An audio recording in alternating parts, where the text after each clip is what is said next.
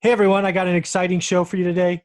I have a show that really needs to happen. What we're doing is we're bringing on a guest who has investment history with Cardone Capital.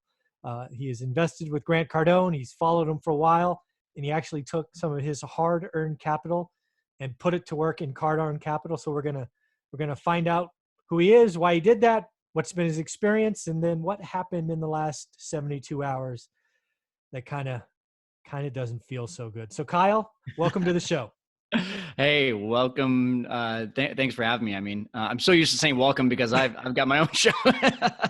No, yeah, I'm excited to talk about something that I think just people need to know about. Like you said, it's not about slandering. It's not about getting upset. It's just people need to know about this. Yeah.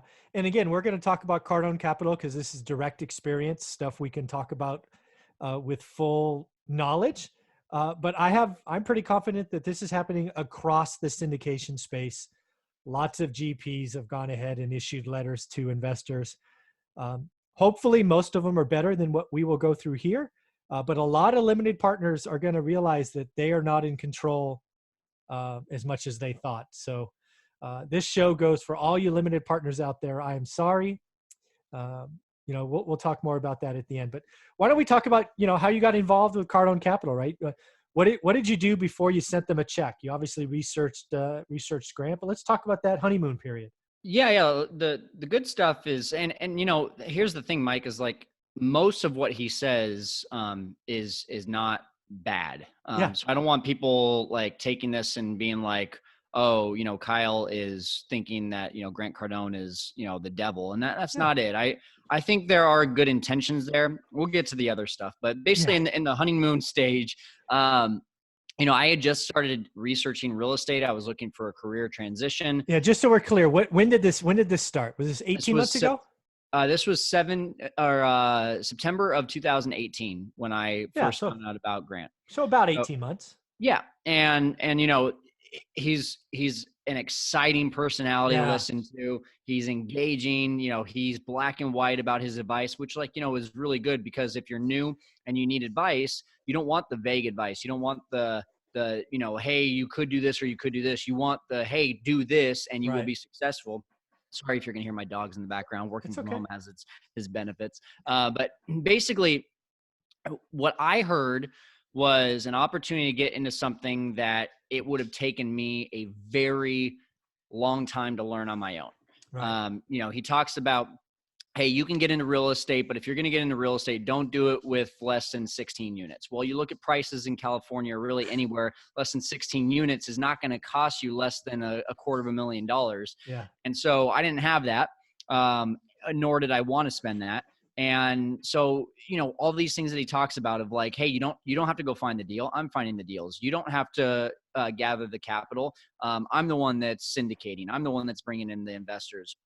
You don't have to underwrite the deal. You don't have to, make sure that all of your insurance is in place and all of these things are in place. And it was like, yeah, that's a lot of work. And I Yeah. wasn't at that place in my life where I was seeing real estate as an active investment. I was Right. seeing it purely at that point as a passive investment. And Right. so it made sense at that point from all the things, all the testimonials, all the, he's a great salesperson, great marketer. He hit all those pain points. Right. And for that reason, I was like, yeah, why not do this? And I Right. took 10% of what I had in the bank, which isn't a lot, which is also why I'm not like, scared right now. I could lose that 10% and I'm fine. But I just played worst case scenario and said, if I lose this money, I lose this money. Right. But this guy seems legit and let's just go for it. So Yeah.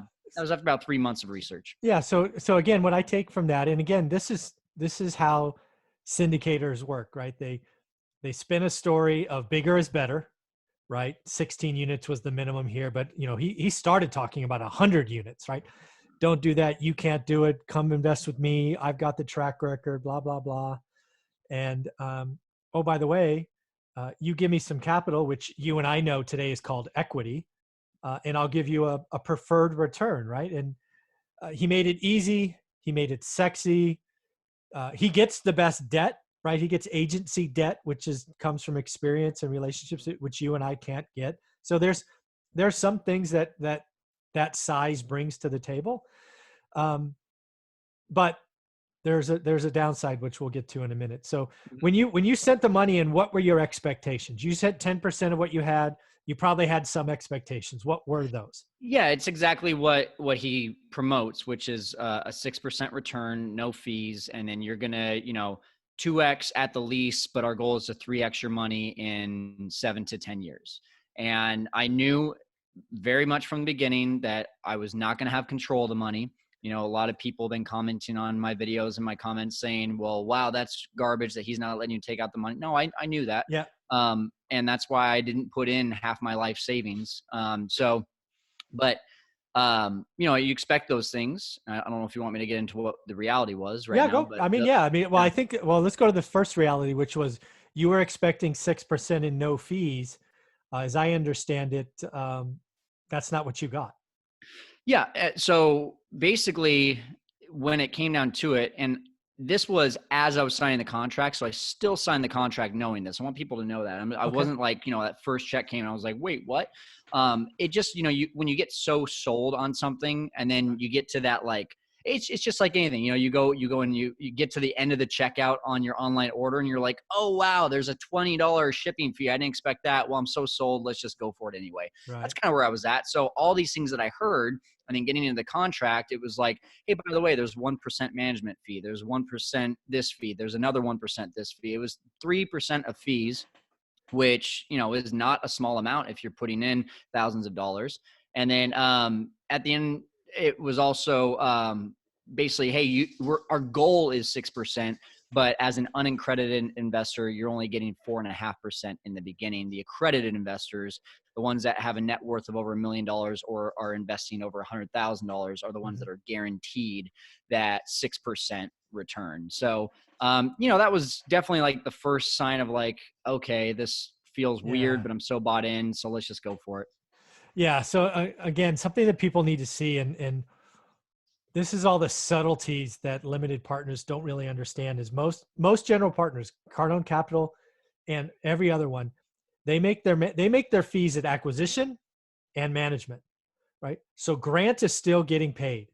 Other syndicators are still getting paid, because again, they're getting the management fee, they're getting the placement fee, and this is kind of the dirty secret that syndicators don't talk about, which I think is horrific. And more people would not invest if they didn't realize that the syndicator, the general partner at the top, they're going to be whole, or at least mainly whole, um, in this thing. So I think that's a shame. And then Well, again, to bait and and switch of 6 to 4.5, that had to feel like a sucker punch. yeah, it didn't feel good. It didn't feel transparent, didn't feel honest. Right. And here's the other thing too that he is really open with, but that I really want people to understand is that he takes a 35% when he does, refinance or sell the property, he's Yep. taking a 35% of the equity that you had in it. So in Wow. other words, when you put in $1, your $1 is worth 65 cents essentially. So Oh, wait, now hold that on, hold on. So he's taking 35% of your equity, not the appreciation, i.e., your $1 is now worth 150. mhm. He's taking 35% of your equity. Oh, ouch. Yeah. That hurts. So, and again, when you're, this is like the people that I want to hear this. This is Kyle 2 months into his real estate experience, Yeah. learning about Uncle G. That uncle or that family member that you were like looking up to as a kid and you didn't know any better, and then Yeah.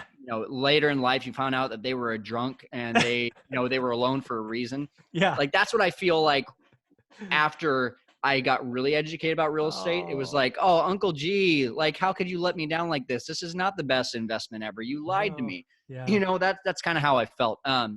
So what I really hope the people that are listening to right now, not the educated ones that knew that this was going to be a bad investment, but Yeah. the ones that are saying, I still get messages from people saying, hey, what do you think about that Cardone Capital deal? Like, and then I just send them my video saying, like, here's what I think. Yeah. Yeah. and, Here, watch and this 10 minutes. I'll tell you everything.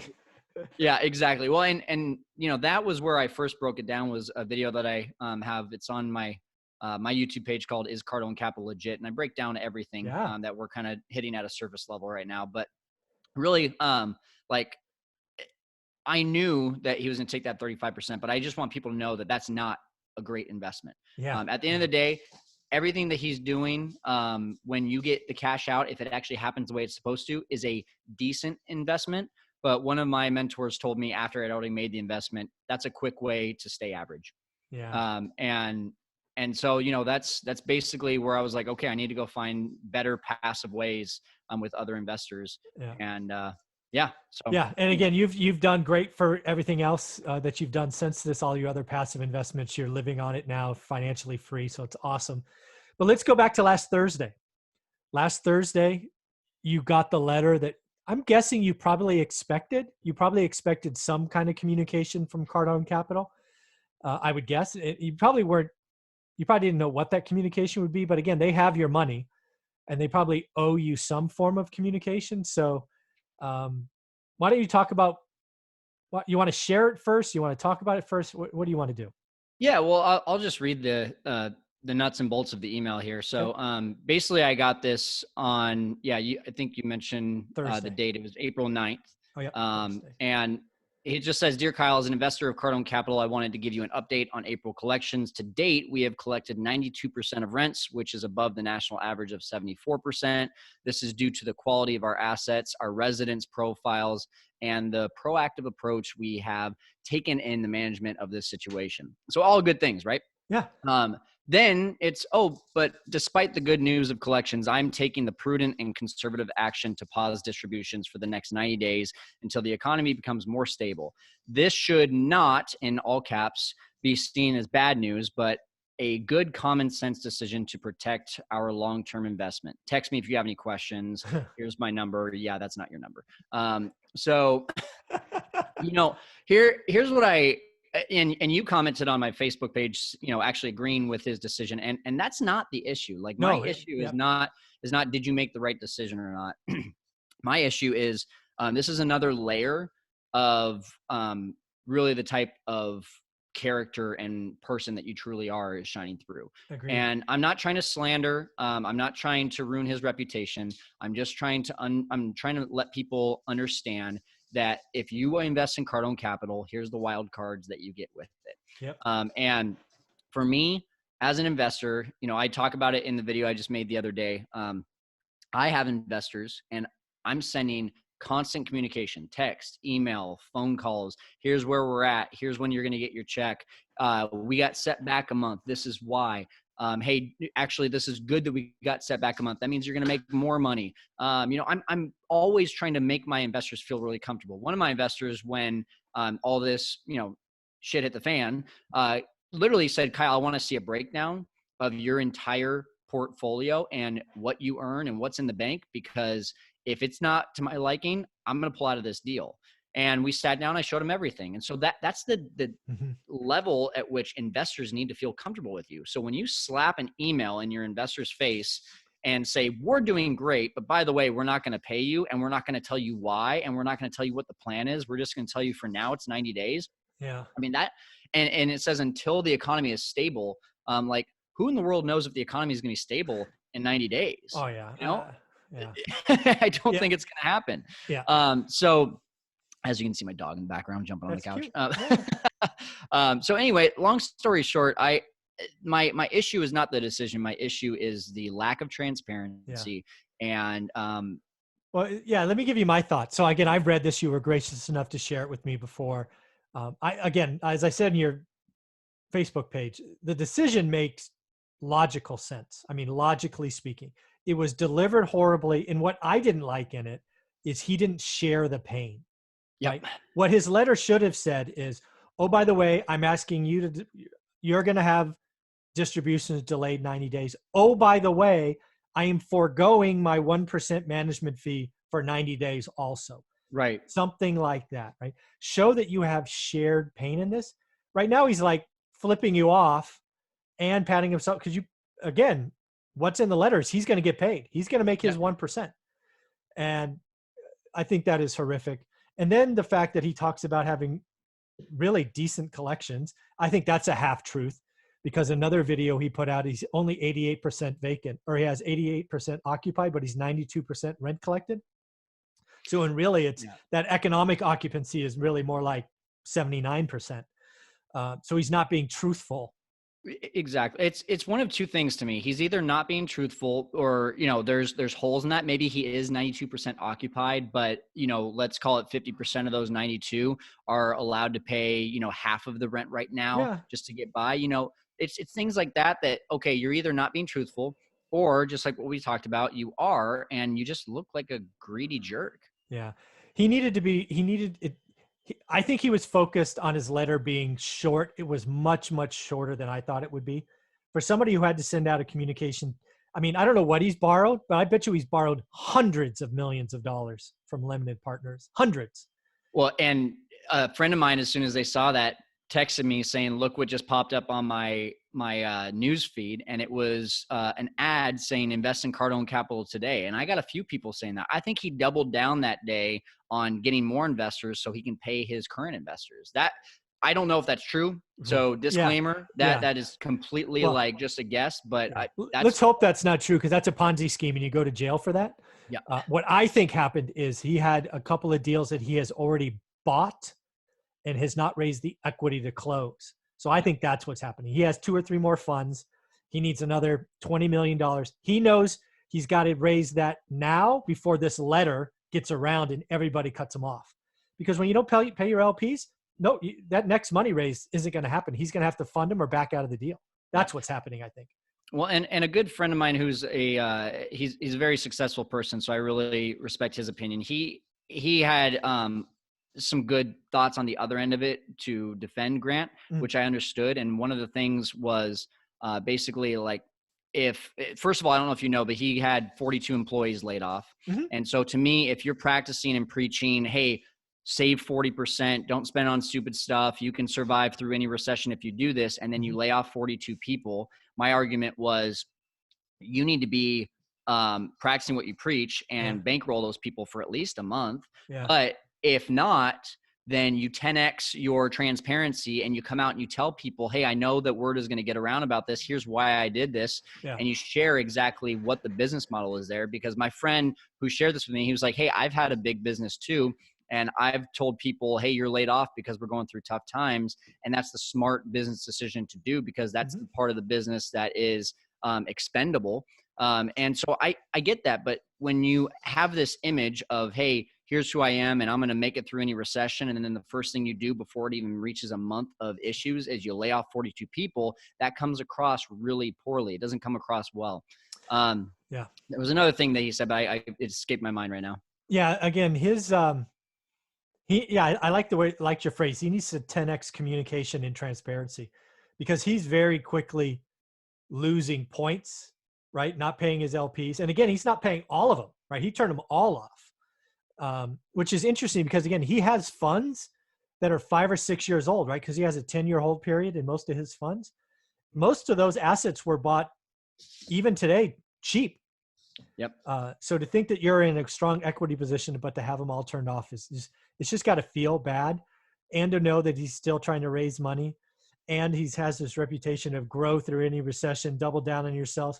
And now he's going out trying to sell $1,000 mentorship to, it just feels all kinds of bad. It does. It just stinks. That's the thing in the beginning, and the things that he would call himself out for, if you ever listen to Grant Cardone, he's like, yeah, call me a pig, call me a little bitch, like all that stuff, which is like, okay, I get it. You're, you want that attention, but then now that it's like coming out that stuff may be true, he's not helping his case at all by doing the things that you're just talking about right now. Yeah. So I think one of the outcomes of all of this, I think the syndication space, there's going to be some of them that go to jail. Because some of them truly are running Ponzi schemes. I don't think Grant is by any stretch. I think he's in trouble. But there'll be some that go bad. I think the whole limited partner space is going to be turned off. This is just like 2008. In 2008, everybody was flipping homes, right? Because Countrywide would give anybody a loan, and then that just blew up. Today, I think there's a lot of limited partners that got attracted to bigger is better. It was easy. Somebody else's effort, somebody else's skill. And now they're realizing, you know what? I should invest in myself. And that's what you've done, right? You've invested in yourself. You've created your own little market, and now you're getting, double-digit returns. So you want to talk a little bit about that? Talk about what you've done? Because Cardone Capital is such a small piece of what is Kyle. Yeah, no, absolutely. I mean, yeah, long story short, that's the big thing is, you do this research, you find out, what you've been missing out on. Mm-hmm. And that, I think that's a struggle every day for every entrepreneur. Like, Yeah. even the ones that have figured it out and are making, 7 figures, 8 figures, 9 figures every single year. It's like, man, if I knew what I knew then I wouldn't have done this. So it's just part of the thing. So, I think a way to relate this, as you mentioned, is to the Airbnb business, in Yep. which that I'm really, I mean, I added an Airbnb during this time, which, like, a lot of Nice. people are like, what, you aren't you losing money? And no, I'm not, because, just being an entrepreneur means that you're a problem solver. And Right. so, just like this situation, I'm also a capitalist. I'm trying to capitalize on as much as possible. Like, Awesome. I shared that video because I've got a strong opinion about it. And I also know that there could be some opportunity that comes from that. I'll be completely transparent. But at the same time, I also believe that people need to know so that they don't miss out on other better opportunities. So anyway, long story short, yeah, with Airbnb, I mean, I'm 100% still growing that thing. And I'm actually releasing a free course coming up here in just a few hours. Actually, I don't know when you're airing this, but if you just go to Fearless Flipping 316, and if you have an Airbnb business, or you're looking to get into Airbnb, it's an absolutely free course that That's is going to awesome. teach you how to really just, like, kind of get by right now during this time. But to me right now, if I can make a little bit of money with Airbnb after all this is done, I'm gonna make a lot of bit of money when it's all Yeah. said and done. So Yeah. Your there, competition is going to fall off a cliff. I think you're I think absolutely so. right. I'm adopting this phrase, and feel free to steal it. I'm not actually sure who I got it from, but this is about surviving through the summer so you can thrive after. Yeah. That's all this is. Yeah, no, I've been saying survive and thrive for a few months now. Yeah, Awesome. I or may have for stole a it few from you. weeks now. I might have stole it from you. I'm not sure who I got it from, but maybe it was you. Maybe, who knows? Maybe. But yeah, You that's know, what it and is. and that's the thing too. Like, I don't want people to get on here and think like, oh, this is just another way to get, like, attention by complaining about something. No. Because one of the things that did happen in the Airbnb space, Brian Chesky, the CEO of Airbnb, shut down any opportunity for hosts to be able to have a decision on if they were going to refund guests or not during the time of when all this went down. And honestly, I didn't have an issue with that, because it's not the guest's fault.